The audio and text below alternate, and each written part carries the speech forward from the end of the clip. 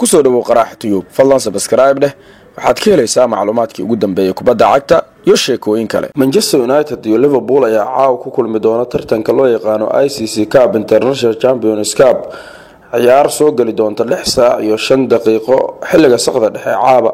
Labada kooxood ayaa dagaalkooda ugu adag sii socon doona marka la fiiriyo inay yihiin laba kooxood oo si xoogan u xifaaltama. Mareykanka ee ciyaartan ka socota waana mid kamid ah kulamada ugu weyn ee caawa la wada sugayo in la daawado.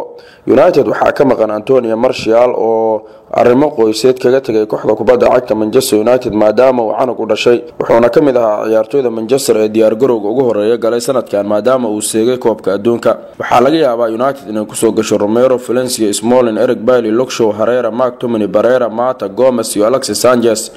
Liverpool ayaa ciyaari doonta la'aanta ciyaaryahanka lagu magacaabo Nathaniel Clyne iyo difaaca Ingiriiska xidiga la yiraahdo Trent Alexander-Arnold oo ka maqan. Joel Matip ayaa laga yaabaa inuu dib ugu soo laabto kooxda kubadda cagta ee Reds maadaama uu dhaawacmay kulankii Borussia Dortmund.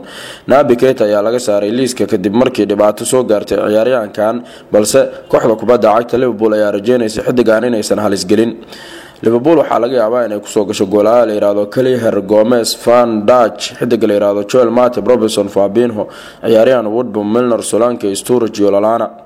Labada kooxood ayaa taariikh weyn qaba marka la fiiriyo kulankooda tartanka ICC Cup. Liverpool guuldaro 3 gool qabto oo Borussia Dortmund kala kulantay tartankan, sidaa darteed waxa ay rajeynayaan inay soo kabtaan inkastoo kulankii labaad ay ka badiyeen kooxda kubadda cagta Manchester City. Goolal ay ka kala yimaadeen Mohamed Salah iyo xidiga la yiraahdo Sadio Mane. Xherdan Shaqiri ayaa laga yaabaa kulankiisa ugu horeeyay Reds inuu caaw safto maadaama diyaar garowgii ugu dambeeyay ee kooxda kubadda cagta Liverpool uu ku jiro. Qaybta hoose ee faallada ama commentiga ayaad kaga dhiiban kartaa saadaashada. fadlan subscribe dheh channelkeena qaraaxa tiyub. waad ku mahadsantahay daawashada videogan. fadlan ha ilaabin like iyo share kadibna inaad daado subscribe. mahadsanid.